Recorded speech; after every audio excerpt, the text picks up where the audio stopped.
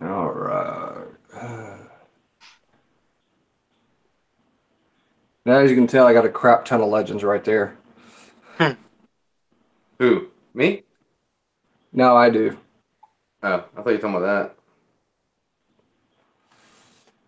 All right, we are live, people. Welcome to Syndi-Comics Weekly. My name is Nate. If you haven't been here first time, we have the other moderators with me, which is Kyle Phillips and BJ Bonstel. So, So, guys, say Hey say guys, what's up. how's it going? Um, so, I did get some feedback from our last one. People did like how we were going back and forth between like people talking, and they can actually see you. So that was good input we got from Brock that last time. So we'll definitely keep rotating as we do that today. Um, but most importantly, does anybody know what the score is for the UK game? I do not. I was going to ask if there's any basketball I needed to give the play-by-play for. We might need it. So if you could pull up the UK game, they started at 6:30. I've not been able to chance to watch any of it because literally I've been busy all day long. Right. Mine, fingers crossed, we get through this one. We get to the Elite Eight on Saturday, and then we get to the Final Four. Right. Oh, Uh, you might find this interesting. I am actually named after Kyle Macy. really? Really. my dad's a huge my dad's a huge UK fan, and yeah, I was born March 31st. My parents still blame me for missing a tournament game. I was named after a 1970s TV show, BJ and the Bear. Nice. Well, and that's the catch too, is that UK fans are diehard basketball fans. If we could give two craps about our football teams, we know we never do good in football, but we know when it's basketball season, at least we have a chance to do something in the tournament. You Right. know, I mean, we've got the most wins, we've got the most championships, and we've got the best players who went on to the NBA. Um, but I will give a shout out to Michigan because of Chris Webber. Chris Webber was one of the biggest players that actually came into the world after that. You know, during that same time frame. Because BJ, you probably remember just like I do in the mid early '90s when we had those fights between UK, Michigan, Duke, and North Carolina. It was huge. You know, Oh Chris yeah, Webber versus Jamal Mashburn. You know, we had Christian Leitner. You know, we had Reggie Miller. Rasheed You Wallace. know, yep. So we had some great players. Now, other than that, though, our only other team players that we've had to do really well in Kentucky was Antoine Walker did really good. Nazim Muhammad did really good. We had like maybe one or two more, and that's been it really since the last 20 years for Kentucky. And the problem Ben is Tayshaun like Prince. literally every high. Tayshaun Oh yeah, Prince. Tayshaun Prince. Yep. The biggest problem we've had in the last really 5 or 6 years is that every time we have a good player as a freshman, they get picked up to go to the NBA. You know, so now it's like you never have any like seniors or juniors actually on your team. They're all freshmen and sophomores. So there's no seniority or any kind of like allegiance, you know, to the team. So no wonder why they can't grow. That's why they lose at Sweet 16 or Elite Eight because, hey, they just don't have the experience, you know, and that happens everywhere. But I digressed. We were talking. This is about comics, not about basketball. And I could go all day on about basketball because I love my team, just like BJ loves his, and just like Kyle. Kyle loves soccer and hockey and stuff like that. And Yep. dude, last time I watched hockey, Mario Lemieux was playing on the Pittsburgh Penguins still, and Patrick Waugh was still on the Avalanche. And but I will say I have been watching Yamir Yager since he still plays, you know, so he's still been floating around. The dude's like been playing for almost 30 years now. Yep. Uh, but yeah, there's some of those that they were freaking awesome. But most of my guys all retired, you Right. know, from that scene. So it's like, okay, my guys are gone. But it just shows, you know, we all have a diversity, whether it be within basketball, sports, whatnot. Just like in comics, we all have a huge diversity. And kind of one of the topics we wanted to talk about today was, hey, how do we get people into comics? You know, like if you're starting off brand new, you know, what to read and those kind of things. We kind of wanted to talk about that tonight. And then we also wanted to talk about what was our first comic that really got us as the moderators and admins to into comics. And we'll go through that in a little bit. But I did want to show something I got today. I'm not showing my haul yet. I just want to show this one because I knew that you would love to see this. And it's the new. So it's the cover for the new Venom #1. This, of course, is the previews that just came out this week. Okay. So it's pretty cool. It's got Hunt for Wolverine, talks about Avengers #1. And I kind of want to go into that first. We had talked about it maybe 2 weeks ago about the fresh start, that Marvel is having again. And looking through this, there it talks about Avengers #1, Black Panther #1, And by the way, there's a caveat: all new Wolverine might be canceled soon too, because they're saying that the issue 35 might be the last issue because of Hunt for the Wolverine. So it kind of, we all talked about this. We all figured that once Wolverine was completely back in the Marvel Universe, he would get his own book back. And I think we're starting to get, ramped up for that. So what do you guys think? BJ, if you want to go ahead. Before we start into that, I want to give my thoughts and prayers out to one of our syndicate guys. He's a local in Orangeburg. Ramon Wright, he is back in the hospital again. Ramon, if you're watching, be strong, buddy. I don't know what's going on, but you're a hell of a guy. I met you. We've always talked, messenger to messenger. And, my thoughts and prayers are with you today, buddy. Yeah, definitely. I shot up a message earlier today when I saw that post. He was going back to the hospital. Because I've known Raymond for a long time, so that's all I do, the same thing for him. Because he's a really good dude. He tries to help out to do the best he can, so let's remember him. And like I said, I do want to say thank you, everybody that came by tonight. If you have comments, questions, definitely throw them into the chat. We'll answer them as we go through it. But yeah, Raymond is a really good dude, and he really tries out. Now, he has that certain touch, I will say, that a lot of people don't like about Raymond, and he has his own thoughts and his own opinions about a lot of things. A lot of people take him the wrong way, and it can get misconstrued a lot. But he'll actually take responsibility for it too when he messes up. So let's remember that we're all human beings. We're all adults. We all mess up. Things happen. We say things we don't mean, but if you're actually responsible, you'll try to take accountability for it and try to fix it. So that's all I got to say about that. I'm not going to go into the diatribe about it because I know there's been a lot of people who don't like him per se, But I will say, from my perspective and my interactions with Raymond have all been positive. But yeah, let's definitely remember him for as he goes through this. Nobody, no matter how ill will you might feel against somebody, nobody deserves any ill will while you're in the hospital, because he's had a rough go with it for the last 3 months. Yeah, absolutely. So back onto the news about comics. I think Marvel's is just getting scared. Hopefully they're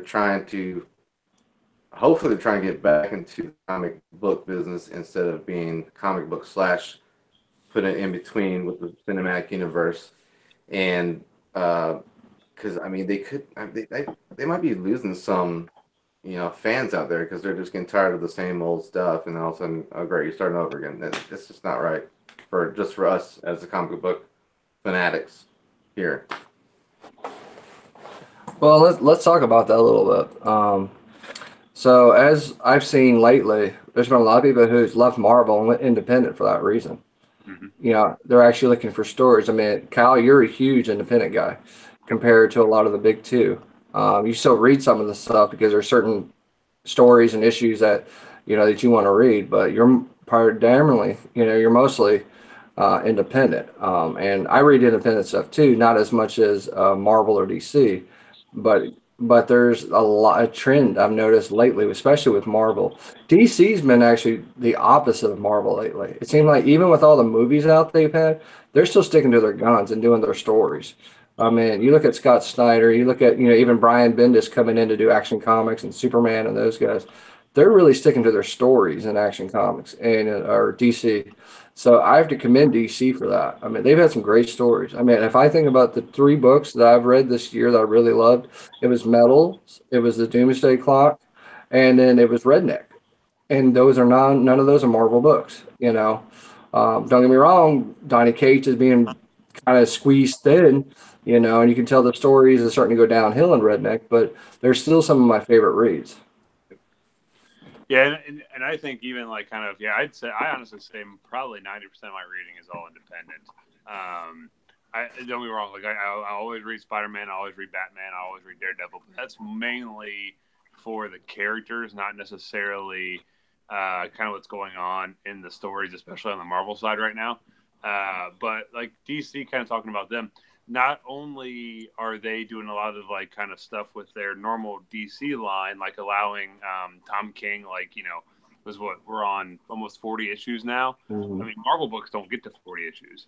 And the other thing that I think DC is doing is this new Black Label, where you're seeing DC saying, "Hey, okay, we have." And actually, I saw a really cool interview with Greg Capullo about this, where he was asked about the Black Label, and he was like, "It's cool that they're doing like an adult kind of theme or adult label, so you can have Batman cuts or whatever."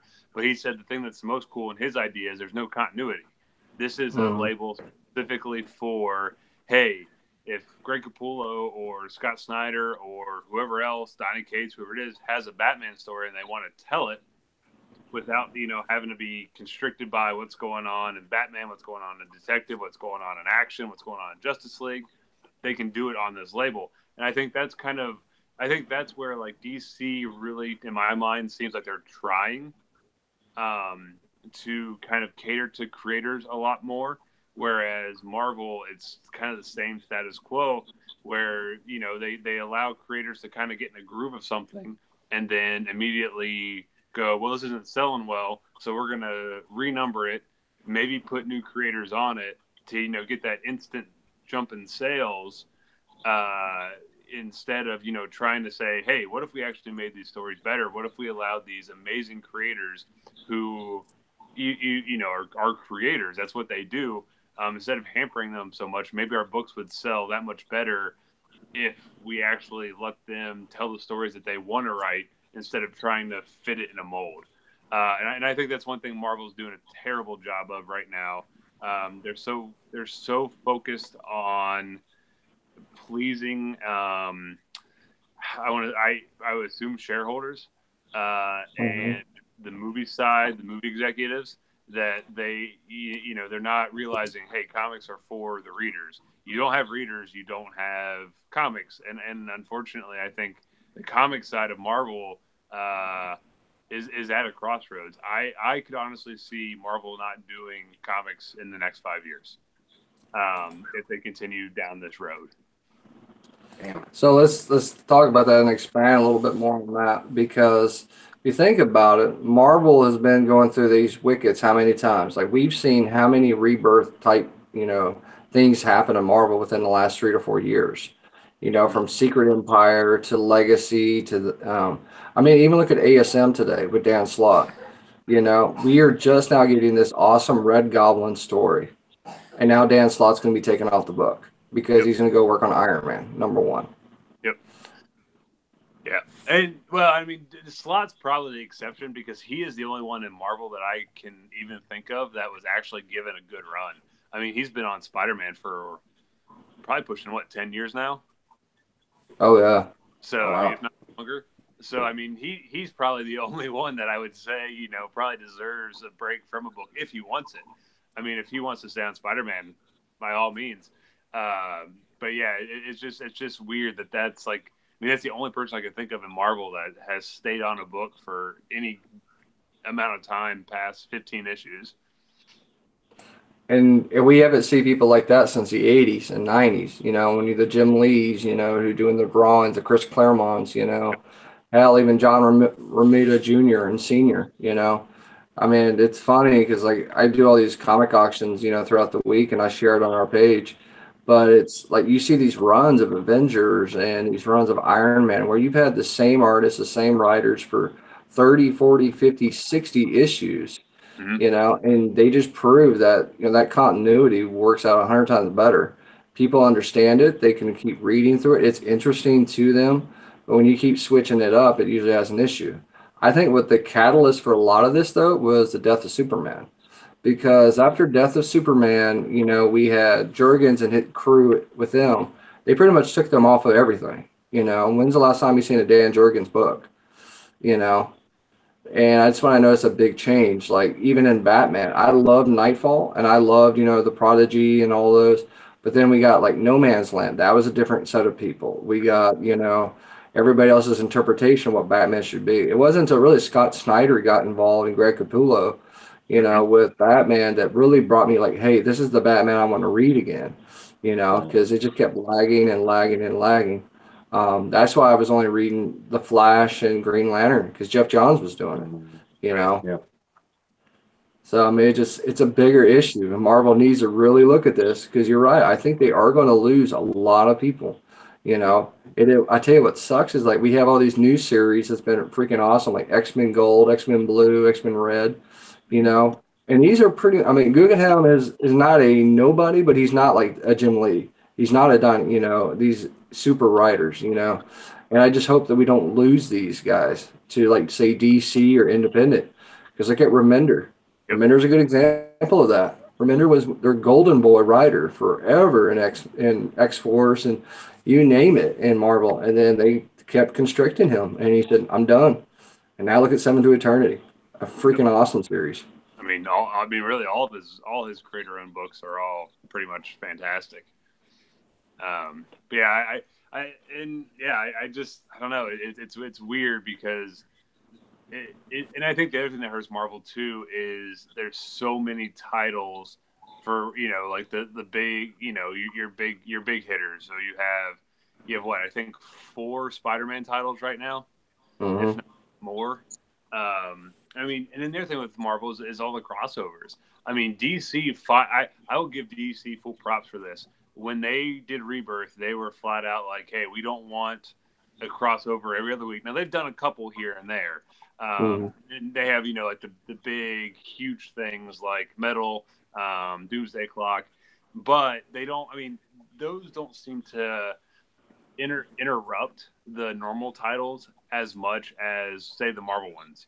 And honestly, that's what turned me off the most on Marvel was, you get into Amazing Spider-Man and you're reading an arc, and then all of a sudden you get like 6 pages of something for Secret Empire that I have no idea what's going on. I don't care to know what's going on. These events are fine if they're self-contained to like these one like the main series book, but Marvel doesn't do that. They purposely want sales higher, so they hope that those 6 pages in whatever book you're reading is going to intrigue you enough to purchase the crossover. And I think that's another thing that's like, I know that's what frustrated me is like I'm not spending another because all their crossovers are what $5.99 at least $4.99. Like I'm not paying another $5 for some book that I don't care about, just to understand these couple little pages. And it's just I know we hear event fatigue all the time on comic forums, but I really think Marvel's at that point where it's not even fatigue, it's just frustration. And people are just done with it. Well, and you think about it, I mean, DC did an amazing job where they took 4 issues with the button between Flash and Batman. We're talking like a year or two since Rebirth had already started. As they came back to fold that story because Jeff Johns said, "Hey, I want to finish that story and what happened." To have closure for it. And that's perfect. I mean, we got to understand what happened, who did it, and then how it's going to be worked out. And then, of course, is being worked out now in Doomsday Clock, and just like Metals has tied up something that's been around since Final Crisis, when we had the return of Bruce Wayne. He went through the different eras, coming back to life all the way to the normal time. And they showed Barbados. They showed him being part of the Bat Clan, back in the Neanderthal times, and it's kind of nice to see these stories get wrapped up and have closure on some of them. And it's because there's a lot of stories out there that DC has, that they really made an effort to, close these. Now, the only one I will say that Marvel did an amazing job on was the Mighty Thor with 705 that just came out, with the death of, Jane Foster. I mean they've been working on that story for a long time. Ever since they showed that she had cancer, they said, hey, while she's at Thor, while she's the mighty Thor, she's okay, But she knew that it's just a timing game before it's going to happen. And there's closure. Hey, there's going to be here you go. Here's 705. Here's the death of the mighty Thor, Jane Foster. And they're actually going to have a remembrance issue as well done. So, and it kind of reminds me of like, remember when DC did that Remember Hal Jordan issue way back when after he died, as when came back and said, hey, I want to take care of everything. I screwed up everything in DC. I want to fix it. And then he dies, And it wasn't until we saw him as the Spectre and then back in Rebirth that you actually see Hal Jordan again. So it was kind of cool to see him do that as part of Final Night. Marvel needs to learn from DC in a lot of those situations because they've learned how to tie up loose ends and not build a brand new continuity while doing it. Mm-hmm. And that's what really frustrates me with Marvel. I mean, there's a lot of great books, and I buy a lot of Marvel books because I like some of the stories and the writing and stuff. But I don't know, man. It's like I just read Infinity Countdown, and BJ's finally going to we'll get to talk, Countdown and Damnation because I finally got some new books. But those are some of the stories I think Marvel's trying to do better. Damnation is pretty closed off and what's in the checklist of how many issues are like in the crossover. Same way with Infinity Countdown Prime. But I just saw today that there's going to be like 3 or 4 spin-off series from Infinity Countdown. They're all going to have 4 issues each. So I'm going to have to go read all 4 issues from that miniseries and then this miniseries and then this miniseries to understand the whole gambit. And that still doesn't tell me where the hell Wolverine came back from. I still now have to go read Hunt for Wolverine for that. Yeah, and I wish Marvel wouldn't do it. I wish Marvel would just come out with some things like they did with if you guys remember the death of Captain Marvel, back in the 80s, that was the first graphic novel that was produced. They tied up everything in one 64-page book. Mm-hmm. Just start going back to those little prestige books. I mean, hell, I remember reading Havoc and Wolverine Meltdown, those little 4-issue series. That was an amazing series, and I love the art. Louis Simonson, and those guys. It was amazing. I wish they'd go back to that kind of format, not having to buy 35 issues to understand one story. Yep.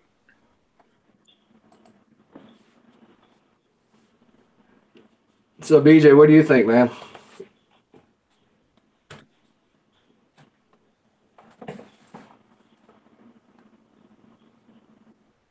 Did we lose him? I can't hear you. You might be on mute. Who, me? There you go. Now we can hear you.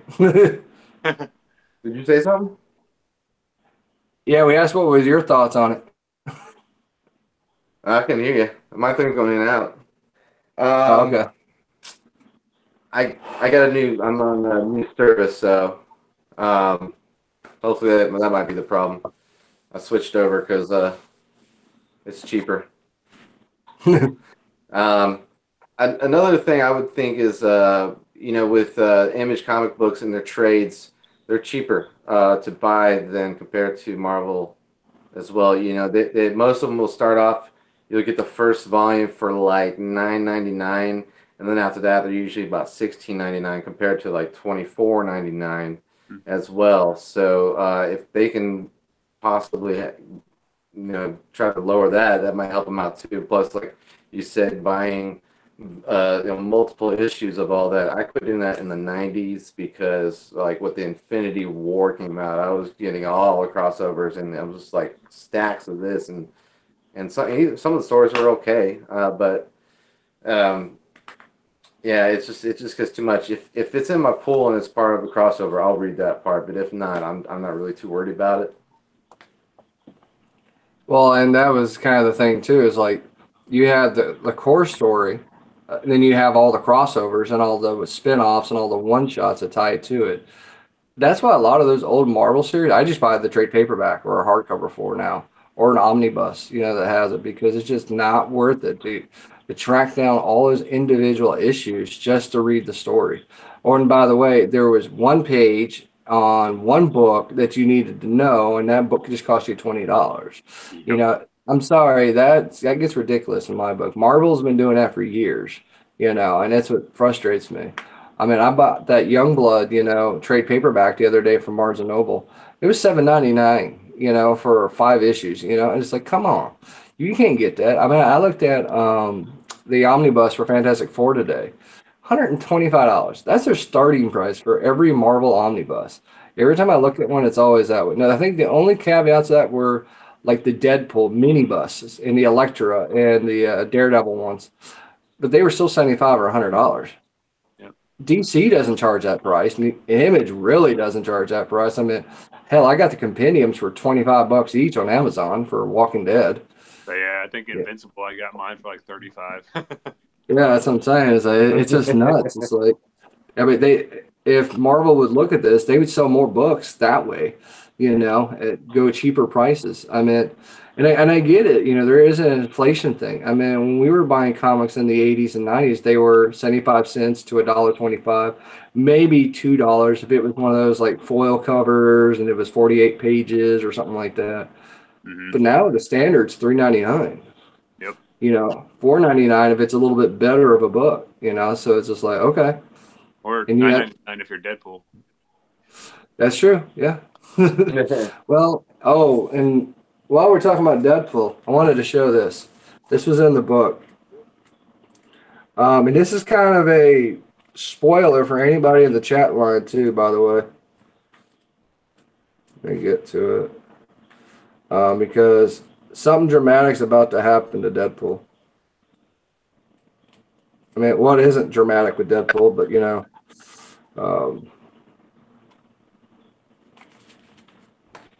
I thought it was kind of cool. They had kind of talked about it in here.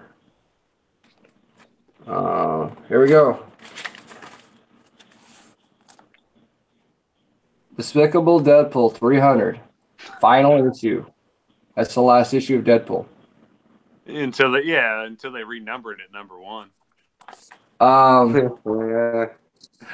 get to that in 1 second. But I did want to show, this is kind of some cool artwork. They're doing a wraparound cover on it. So it's kind of cool that they're going to do for the variant. So yeah, 300 is going to end the Despicable Deadpool era or whatnot. And then you were talking about number 1. Well, here's your number 1. You are Deadpool, number 1. Literally. Is this like a choose your own adventure comic? It is a 5-issue series. Huh. They're gonna.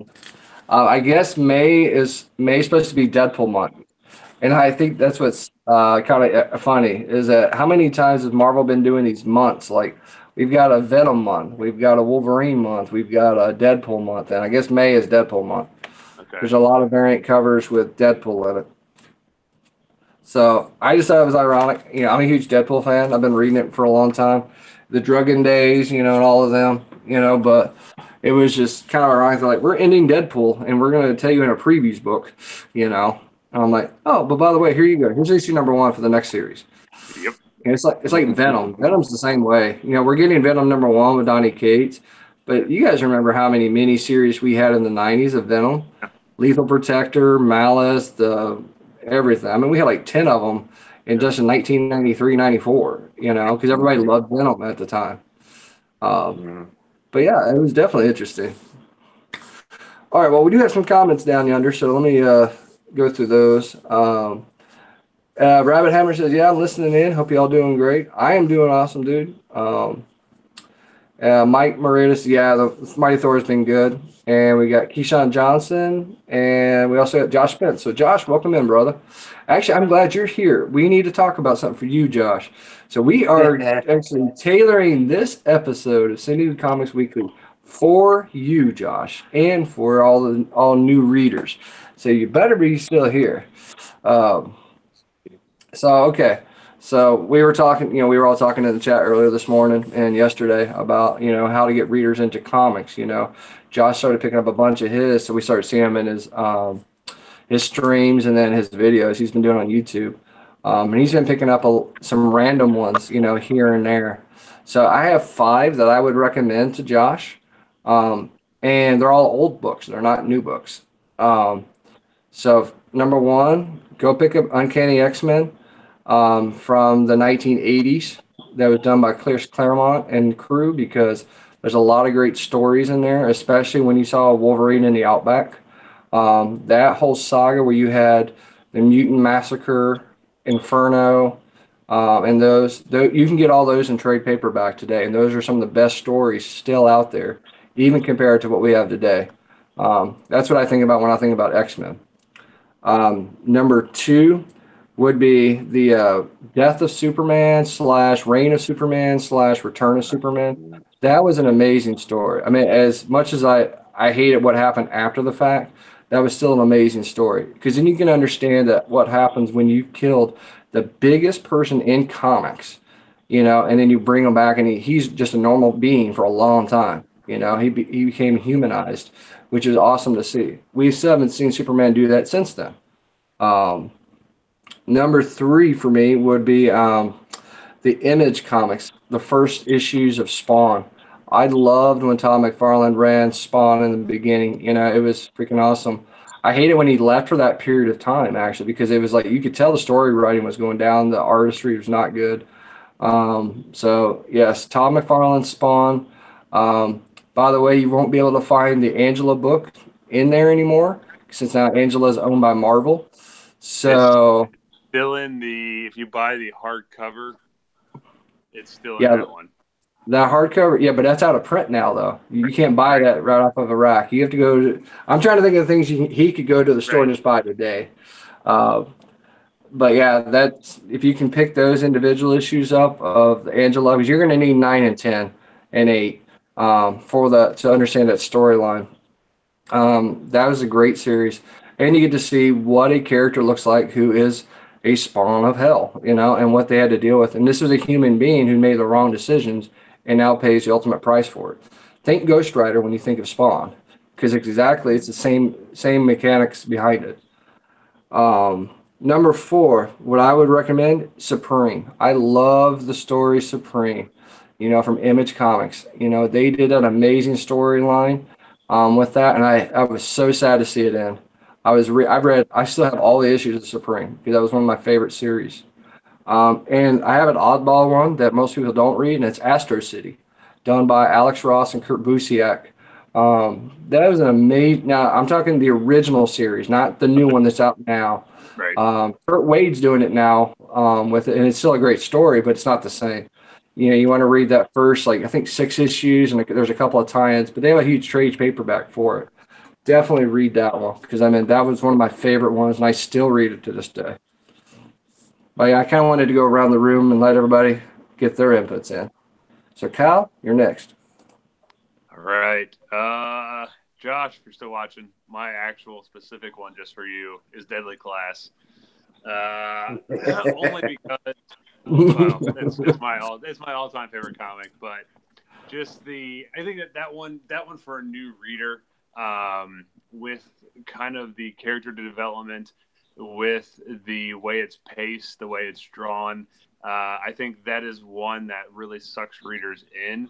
And I think for a new reader, that's what you're looking for. You don't want something that, because like I see like all these things where they're saying like read Watchmen first, read The Dark Knight Returns first, and those are unbelievable stories. But the issue with them is they're old. Well, they're a little bit older. Watchmen is very much satire on the comic, the superhero comic book genre. And if you're not really familiar with it, I feel like Watchmen may be a little bit not hard to comprehend, but like you really won't get the full meaning of it. And let's be honest, both of those books are extremely wordy. And Yes. that's not for someone that wanting to get into comics for the first time. Those probably aren't your best bet. But with Deadly Class, it's written so well. Like I said, the character development is phenomenal. You get amazing art, and right off the bat, with all the twists and turns, it just has such a unique feel to it, and it's very much set. Rick Remender, uh, you know, dear to my heart, was a metal and hardcore kid growing up in the late '70s and early '80s, and so the book has a just crap load of metal and hardcore references, and it's just it's absolutely amazing. Love that book. As far as just kind of general new readers, for kind of my superhero pick, I'm going with Invincible. Just because that book it has all the tropes of superhero comics. It does everything that Spider-Man does. It does everything that Batman does. It does everything that Superman does. But it does it self-contained. It does it in a very engaging, very colorful, very fun way. And it's one of the most violent comics you'll ever read, which is just awesome. Uh, so Invincible. If you're looking to really get into superhero comics, and if you're wanting something that maybe you don't have to, read 30 years of backstory to kind of understand what's going on, the Invincible is my pick there. As far as some other Image titles, Descender is another one from Jeff Lemire, and that is more of a sci-fi, robotic, kind of into the world type tale. And once again, the thing I love about that book is it's so simple to follow, but it has such a complex and intriguing storyline. It takes kind of the whole Terminator kind of storyline and twists it around in a lot of fun and unique ways. So Descender is fantastic. My pick, if you're wanting just straight superhero DC, start with Batman and the Court of Owls. That series, in my mind, is probably the best Batman that we've had since probably Hush and The Long Halloween. So, we're looking at mid-2000s there. Anything, the entire basically Snyder Capullo New 52 run, I highly recommend picking up. I think that gives kind of a good look over kind of where Batman is today. And what was the other one I had? Oh, and my super fun pick that everyone should read is Shirtless Bear Fighter, because it's unbelievable. I absolutely love that book. That and Curse Words are my two just insanely out there. I mean, they're just colorful fun. It's the books I go to that when I just want an escape and remind me how fun comics can be. Those are definitely my two go-tos. Yeah, so I mean, Curse Word is a freaking awesome book, but if you haven't read comics for at least 5 years, you might be lost a little bit on it. I love Yeah, Charles Soule just like the best, just like everybody else, and I love his work, but Curse Word is really out there, just like Redneck. It's really out there, and so is Baby Teeth, just for those reasons. So if you're just coming into comics and Invincible is an awesome. Supreme goes right ties in with Invincible too, so read both of those together, and it'll make a lot more sense too when you read them. So BJ, what's your thoughts, man? All right. I meshed mine together. Hold on, my niece is texting me here. Okay, here we go. She's hitting Con this weekend somewhere. Yeah, It's awesome. I know WonderCon. Yeah, she's got a PS4 too, so I'm gonna have to start playing video games with my niece. I meshed up, Josh's picks with other picks as well, or for everybody else, with the genre style. Superhero wise, I'm gonna go with Superman, Red Sun. Yes. Great story. Josh, you got the Mezcos. Might as well read a damn book. Exactly. So you understand where it's from, but it's a terrific story. I bought this at Punk Monkey Comics, half off. I was like, yeah, I got to do it. So I didn't know Millar wrote it until I picked it up. I was like, oh, okay. Yep. Then for sci-fi-ish, I went kind of a futuristic way of it, with a little past. Days of Future Past. Yeah, Days of Future Past. There, sorry. I actually got this as a Secret Santa present at my second job there at a restaurant. So, along with a stocking of the Avengers, so that was pretty cool. That's awesome. Yeah. Then for a drama side, another Mark Millar, Jupiter's Legacy. Yeah. It's it messes with your emotions there. It's very good. I haven't read that one yet. I still need to read that one. I like it. I don't know why I bought it, but I just picked it up. I think it's probably because it's Millar, and I wanted to get into more independent stuff, and I'm glad I did. For the horror side, it's kind of horror. It's got part horror, but going old school. Oh yeah, Dark Horse. Yeah, Batman vs. Predator #1. I was like that storyline. And That's then the straight up first mini action. series with them. What's that? I don't know how many miniseries they did with Batman versus Predator. It was like chaotic. You had Batman versus Predator versus aliens and Yep. everything else. So that book is a perfect book to start out with. Yeah, yeah, I loved it. I mean, that's when I just started getting into comic books too. And I was like, I love Predator. Might as well read it. So, um, and then for straight up action, Josh is a big artist fan, so I went with Clayton Crane. I think it's about 10 years ago now. X Force, Volume 4. Yep. Mm, gotta love that oil style art. That's all I got. But I love that X Force series. I mean, the Uncanny X Force and then that X Force series are the best ones I think are in written stories in the last 15 years because I love what Remender did and Craig Yost and everybody else did with those. You know, Yeah.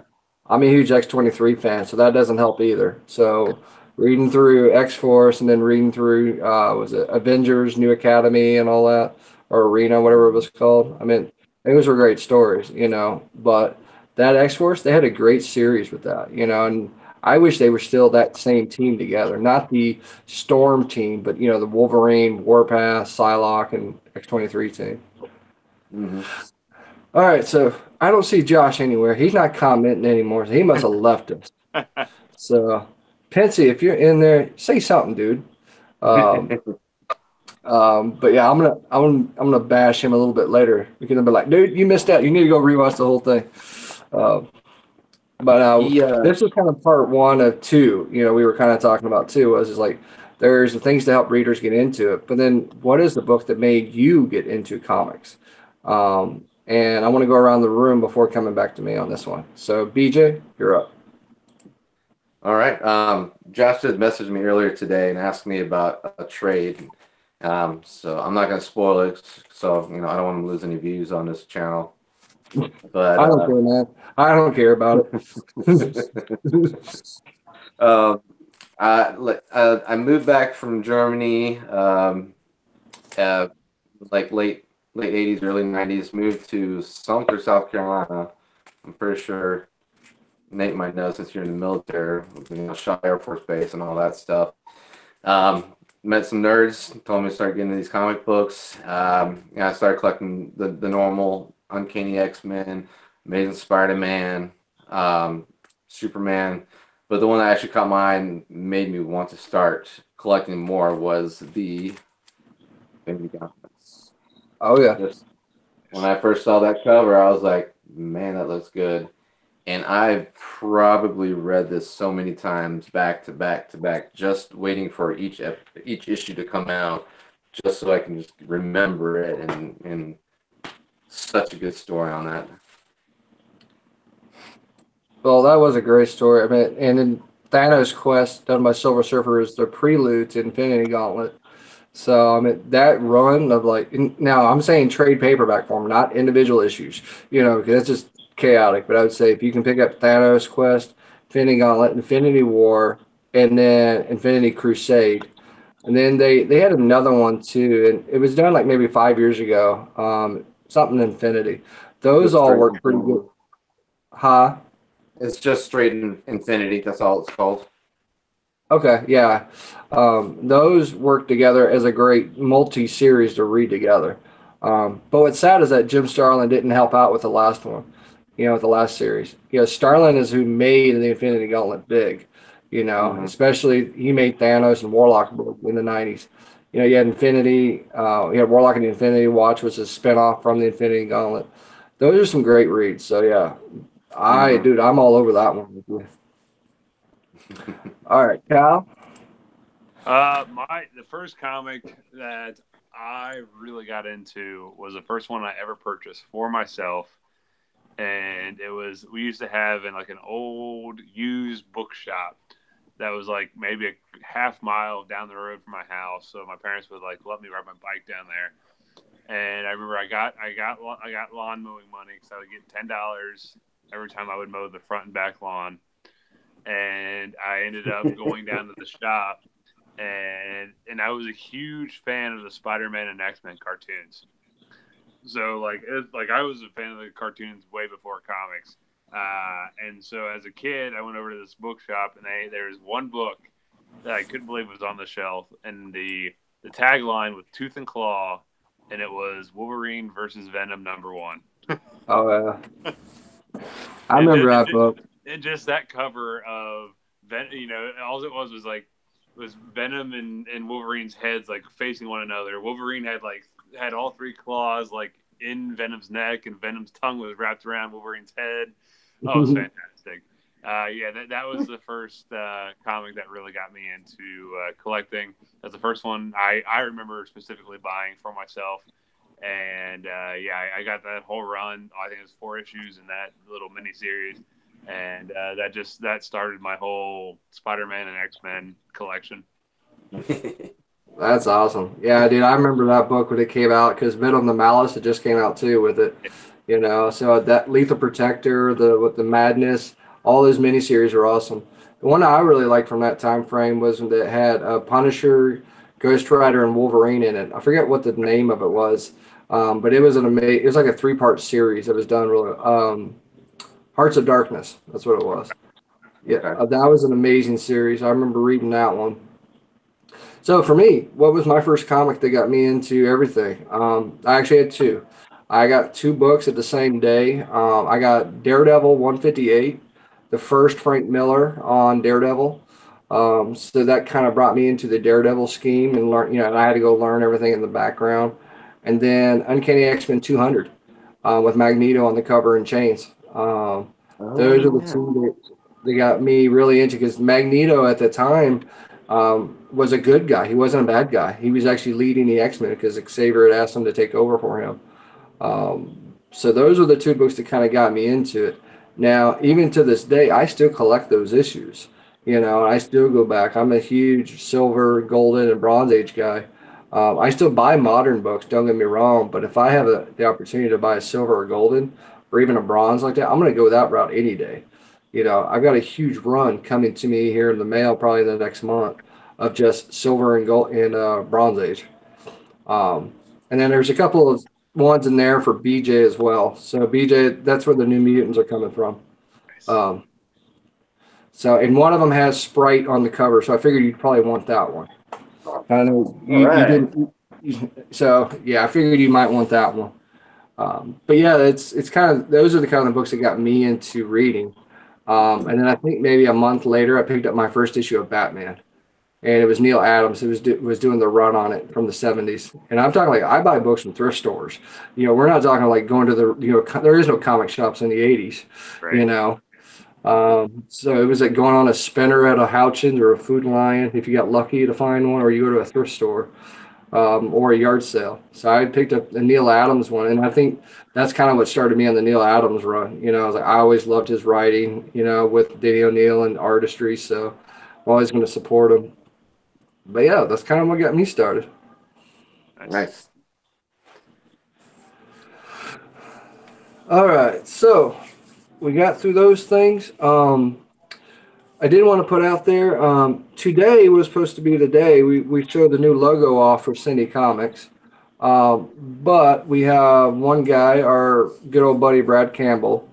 He's working on a logo, so we're kind of delayed a little bit on that. But we did get one in, and I shared it with you guys earlier today from Steve Hamilton.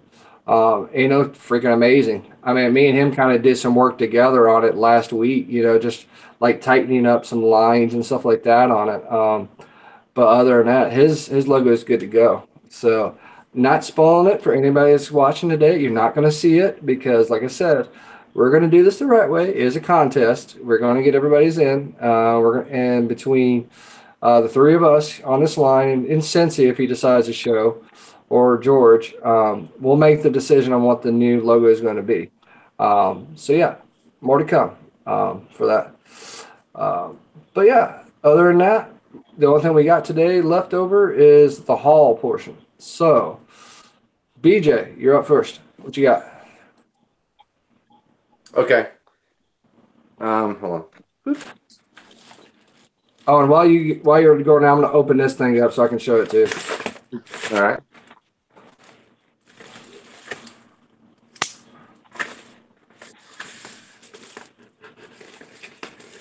This will take me a while, so if you want to, Okay. I know this. I know how this guy is. Before I show this issue, remember, hush, hush. This is number 10. I need that. Youngblood.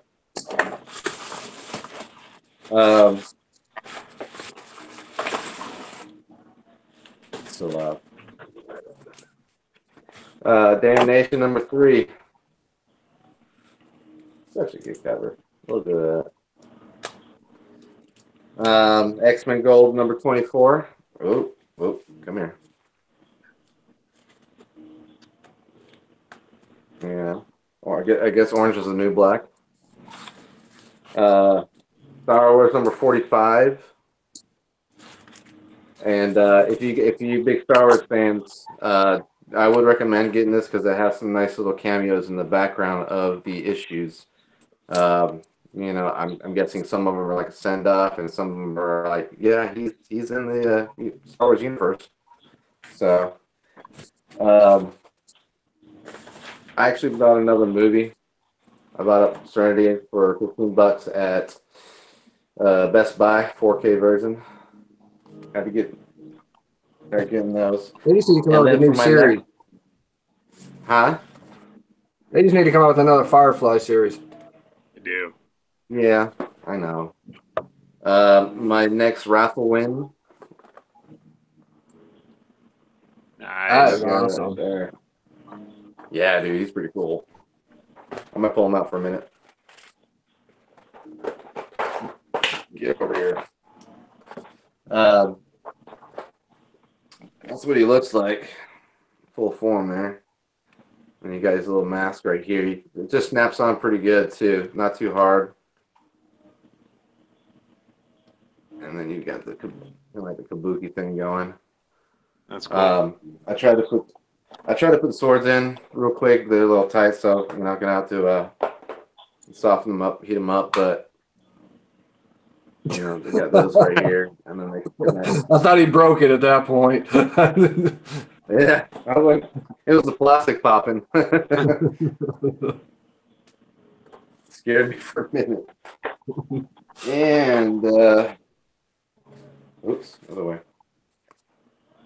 Yeah. One more thing. Oh.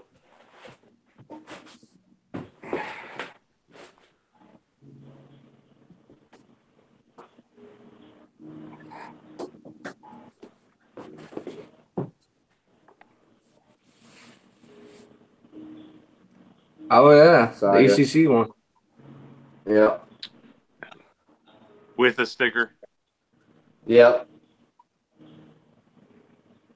Oh yeah. Good old Paul Hughes hooked it up there.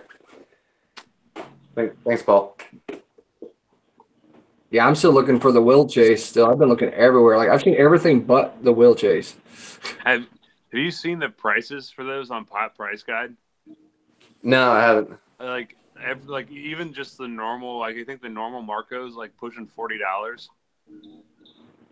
Like all of them are outrageous.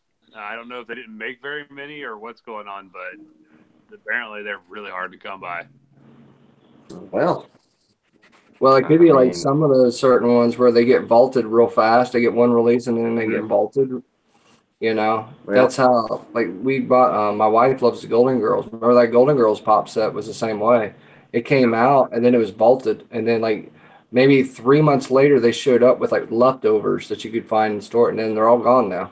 And now they're going anywhere from like $60 to $80 each. Yep. And it's crazy. I'm just like, it's the Golden Girls. But every collector likes what they like. So it's always awesome. Yep. All right, Kyle. All right, comic wise, I got this absolutely gorgeous hardcover of Sheriff of Babylon. from Tom King and Mitch Reeds. I'm only halfway through it, and I absolutely love this book. I had not read it yet. It's one I've been wanting to check out, but I waited for the hardcover.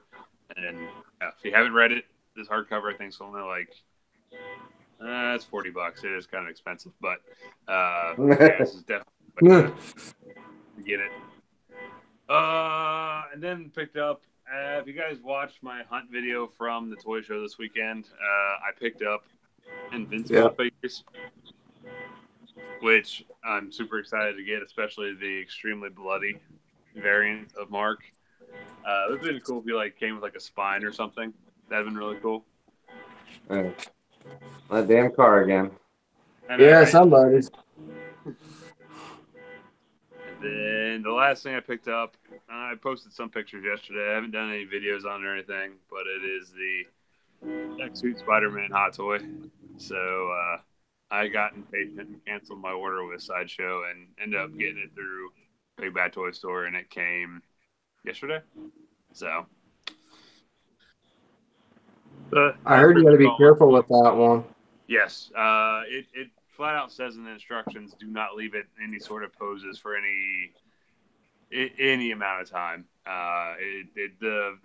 The fabric will stretch very easily.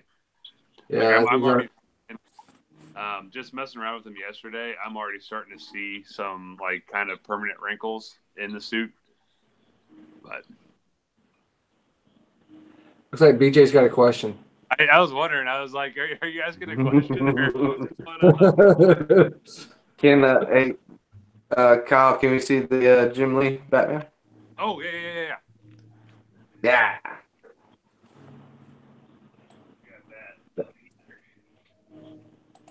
Yeah, that's an actual awesome series. That Blue Line series. I've seen all three of them together go for like $300, $400 combined. All three together: Batman, Superman, and Wonder Woman. Wonder Woman just came out this last year. Yeah, there's. Yeah, like I said, I had to do a double take. It was Josh and I were just walking around the show, and they're just it was a weird booth too. It didn't really have any I don't know, organization to it. It was just a bunch of random stuff on a table, and that was sitting there still in the shrink wrap. And I looked at it because another booth had the Superman one, and I looked at it and I was like, hey, that's Batman. And that's a Batman drawing on it. I'm like, there's no way, because he only wanted $30 for it. And I was like, is that actually Batman? He's like, yeah. And I was like, I didn't even think twice about it. I immediately looked at my wallet and was like, sold. But I'm ecstatic to get this guy. I wish I could have got the one with the actual real Jim Lee sketch on it, but I wasn't paying $1,200 to get that. Yeah, I only saw the sketch one when I was at the con when they came out, and it was nuts because they wanted literally at the show it was $100 when it first came out. Even the regular one was $100. Okay. But the sketch one was they had I think a box was 200 of those together. And it was one, there was 5 out of that 200 had the actual sketch in it, but they weren't going to tell you because they were all sealed. It was kind of that hit or miss because you get it. And one of my buddies got one. His was a Joker. It was a Joker Jim Lee sketch, and it was freaking awesome. It's like a side profile, with him laughing.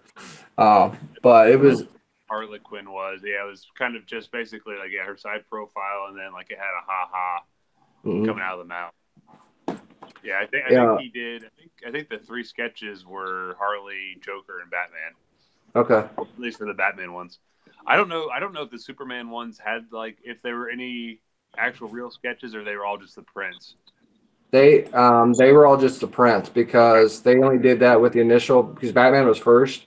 Right. And then Superman came out, and then Wonder Woman came out last year. Okay. And ironically, Wonder Woman you could buy at a comic shop. You might still be able to order that through Diamond.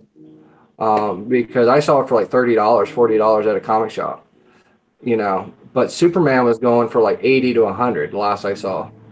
Yeah. The booth that had him, they had him marked at 50, which I didn't think was too bad. Nah. I mean, if you would have saw Wonder Woman there, I mean, you could have get all three. That would have been an awesome deal together. Yep. You know, but we all know how cons work. You have to go looking around and all this. So those little random tables like that are the best ones. You get some of the best deals at those. I Yep. mean, that's how I used to pick up a bunch of old Toy Biz Marvel Legends that way. $10, $15 figures, you know. And I'm looking at them like, holy crap, you know, it's like these are like $30, $40 figures now, you know. But they're just wanting to get rid of stuff. They don't care. You know, they're just Exactly. typically a comic shop that just says, all right, gotta get rid of all my excess junk. Here you go. Yep.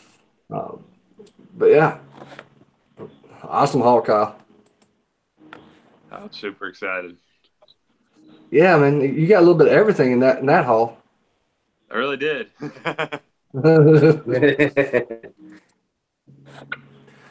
All right, so if you guys saw my last YouTube video, I got a lot of comics in from Unknown Comics. Finally, it took them 2.5 weeks to get them to finally show up. And then I'm still waiting on my order from Midtown Comics to get here for the last 2 weeks. So, and then I picked up books today from Hypno. So I'm all screwed up now because I have to wait after, like, I read what I got last week, you know, from Unknown. I can't read the stuff I got from Hypno because it's too far in advance. So wait for Midtown to get here. I'll read theirs, then I'll go back and read all the Hypno books. And they still didn't have everything in today that I needed. So I told them, I said, I need back orders for all these issues. And I filled out, I actually went through that diamond process today, Okay. and ordering it through it. And it was pretty easy. It's just a checklist, you know, just like you get in a previews book. You fill it in and you give it to the guy and he orders it. Okay. So, all right. So what I'm going to do first, I'm going to go in 2 stages. I'll go through, DC and Marvel. uh, I'll go through, this is the stack I got from Unknown, first. Damnation #1. And that was an actually really interesting story. I'll tell you that when I started going through it. I was like, okay, this makes no sense whatsoever. And then by the end of the issue, you're like, okay, Doctor Strange really screwed up. Of course, the tie-in, 386.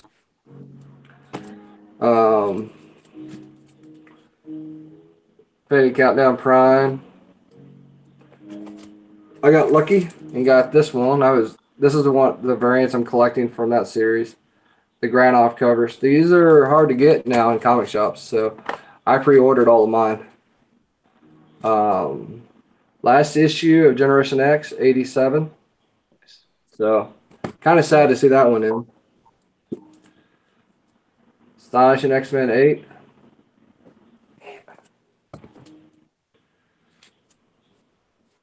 All New Wolverine. I think this is 31. Yeah, 31.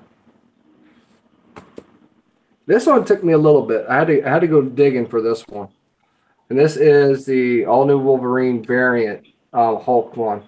And because, again, talking about our months, you know, flavor of the month, it was Hulk month, you know, Right. for that one. X-Men Gold 22. Venom 22. X-Men Blue. Or X-Men Blue 22. It's one of those days. Venom 162. Tales of Suspense 102. Deadpool versus Old Man Logan. I highly recommend this one. If you can go get it as a trade paperback, go do it that route. I think it's only going to be like 10 or 15 bucks or whatever. This was actually a fun read. You know, if you like the what was it, Deadpool versus Punisher from last year, definitely go read this one. Batman and the Signal #2, which of course is a spinoff of Metals. Really, it talks about Duke Everett. The Signal is his actual code name now. So, very interesting. And like, it's talking about how he got his powers. So, Demon, Hell is Earth. This one was, I think, my favorite read of the whole week for that stack of books. The Terrifics. This was amazing. The Return of Plastic Man. You know, I love Plastic Man. Yep.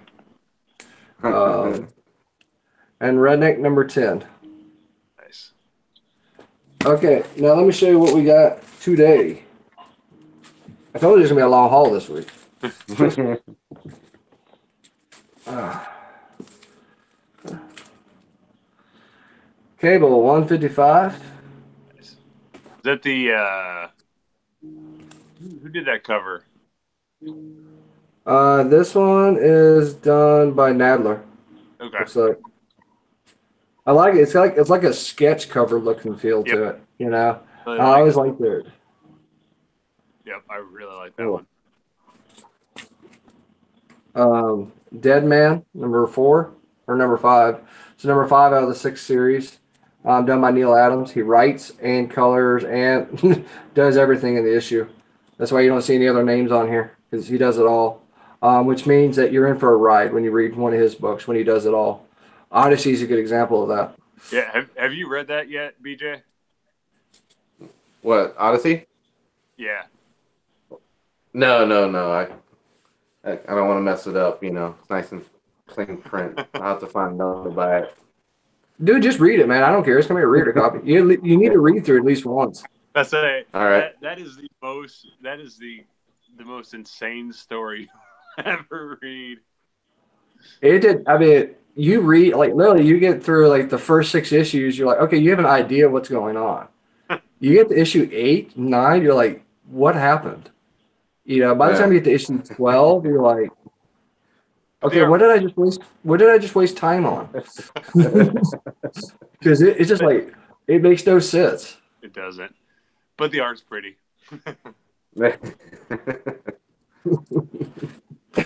All right.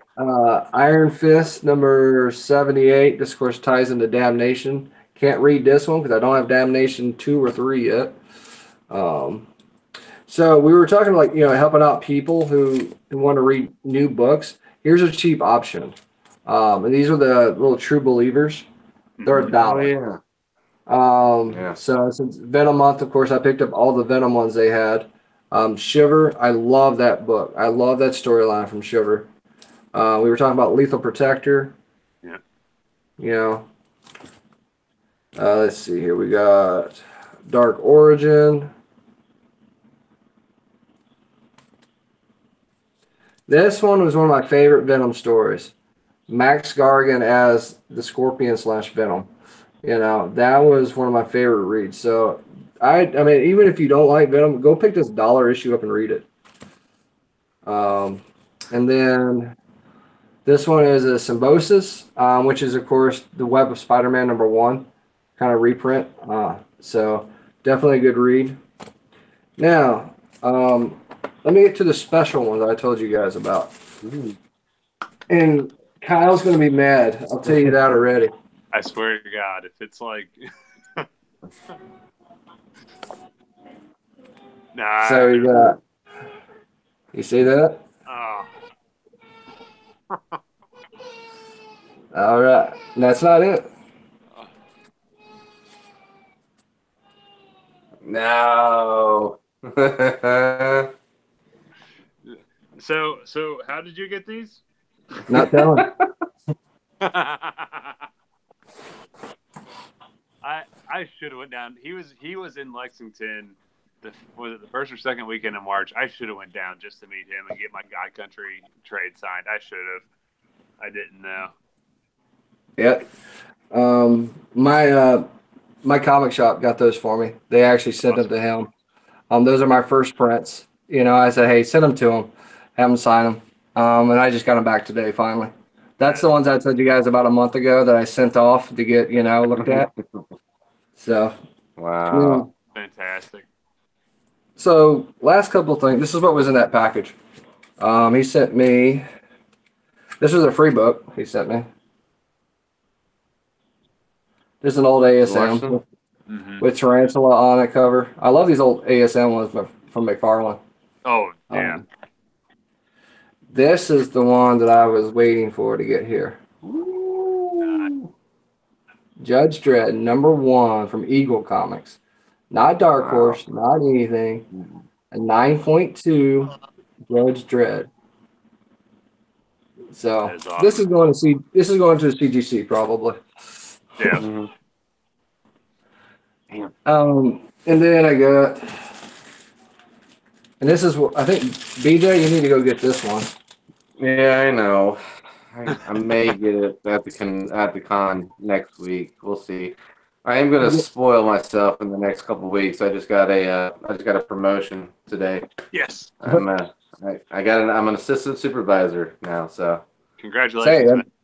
It means yeah, bonus means man. you get more, so go spend more. And then I Yeah. finally got this one. All right.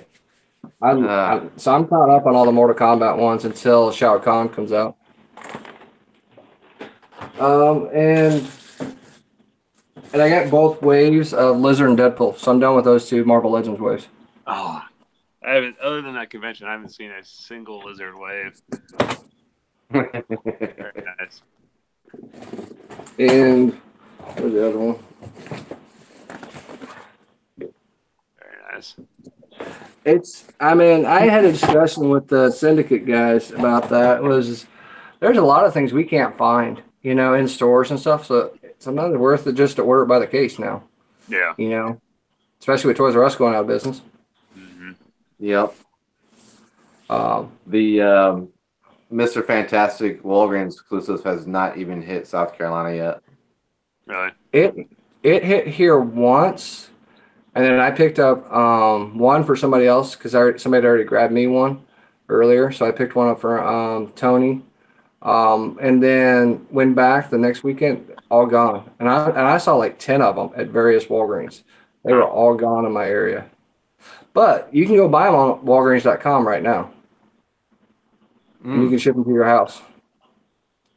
And they're only, I think, Yeah. the normal $19.99 plus shipping. Yeah. So we had, let's see, looking here. Let's see who we got still with us still. Rock, Thor, thank you, Thor, for coming by. Rabbit Hammer, Unboxing Art, what's up, man? And Paul Hughes, I guess he was there for a second, but Paul's a good buddy of everybody's. Paul he just picked me up some Transformers this week, that I couldn't find out here. So Paul and me, we've been doing this for a while. We just try to find whatever we can find for everybody. But yeah, because I got 2 Toys R Us bags full of stuff to send to people. Did he grab that altered Rodimus Prime for you? I'm looking for that black one. I think George is trying to grab it for me if he sees it. Okay. But whoever I've seen can grab it, I appreciate it. It's just that wave hasn't hit here yet. I'm going back to the Walmart probably Sunday. They've got 3 of them there, and I've seen it twice since I've been there, and they haven't moved yet. They're underneath the $19.99 tag. That's even better. Yeah. So I'll see see what it looks like on the price tag. See what I can do. Definitely, I appreciate it, man. Yeah, because they ain't cheap, and I tell you that this piece of crap. This is a piece of crap. As far as this colors, the bot, just the main bot by itself is fine. That's a great figure. I like it just by itself. But all the Rodimus Prime parts on top of it, no thank you. But yeah. So that's all I got so far this week. But I do have another video I need to do because I have some more stuff that just came in. So you guys will probably see that this weekend. Yeah, cool. But thank you guys for coming by. Thank you to everybody that's out there that came tonight. We appreciate it. Definitely let us know if you have questions and stuff. We haven't seen a whole lot of questions lately, in the comments. So we'll just ramble on for hours. That's just how we go. We're comic guys. That's what happens. All right. Yeah. What's the score of that game? Right now it is 52-47 Kansas State. Oh, son of a bitch. 7 minutes and 10 seconds left. We're going to blow it. We always do now. That's what happens when you don't have any experience on the team. No. But so Cal, do you have any closing thoughts, comments tonight? Nope. I think that's about it.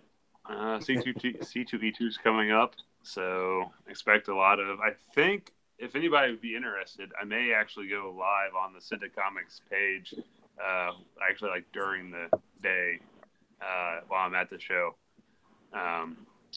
See if anybody would be interested, something like that. So thinking about doing that, but you got that coming up.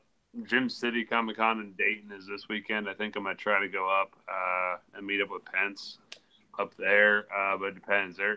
I don't know what's going on, but they're calling for 10 to 12 inches of snow Saturday. So if that happens, I'm not going anywhere.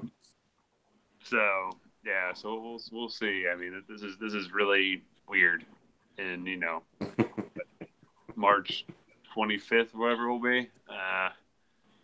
But yeah, we're under like a severe like winter storm warning starting tomorrow night, and like I'm seeing estimates like one news channel is saying between 4 to 7, which is still a crazy amount, and then another one saying between 8 and 12.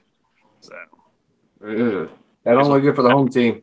So if that happens, I won't be going anywhere, but hopefully I'll be able to make it up to Gym City because I think it'd be pretty fun to go to. So I know there's not really any huge names there, but Kevin Nolan's probably one of the bigger ones, and Barry Kitson will also be there, but everybody else is kind of a little bit more indie. All right, BJ, you got anything before we close up tonight? Cal, just start pushing some more comics on Josh there. Point them out to him everywhere. I'm gonna be doing like at least some sort of recording Saturday for the Heroes Con. If I can't go live, I might swing by, maybe talk to one of the writers or artists and see if they want to hop on there for a minute and talk for a little bit too. So we'll see. Awesome. If not, it'll just be just a 360 angle video of what it looks like. This is the 4th or 5th year, and it just keeps on getting bigger and bigger, which South Carolina needs. I wish they would do it in Columbia. We got one, but it's just really tiny. But this year they've getting some more bigger names. It just needs a bigger room. It's ridiculous when it comes to 1 o'clock in the afternoon. You cannot move at all. But yeah, once again, thanks for coming out. It's awesome. Always love to see the comments and everything. Definitely. Thank you, Kyle. Thank you, BJ, for being out here. Looks like Sal just showed up. Well, Sal, we're actually closing up for the night, man. So thank you for coming by for a little bit. We appreciate it. But yeah, this is Syndi-Comics Weekly with Nate, BJ, and Kyle. There's definitely going to be a fun time at C2E2. And so definitely I want to see some coverage out there, Kyle, especially since you do YouTube all the time. And BJ, you need to get your camera out, dude. Get your camera out. Start showing us stuff. I gotta buy a camera. You got a phone. Use your phone. I use my phone. There's no excuse. I use my phone as well. Oh yeah, I'll do it. Sweet. So thank you everybody that's out there in the comments. Troy, Sal, Mike, Rabbit, Keyshawn, everybody that's been here. Appreciate it, guys. You guys take it easy and have a good night. And we'll see you guys next week on Thursday. So, all right. Y'all take it easy and have a good one. All right.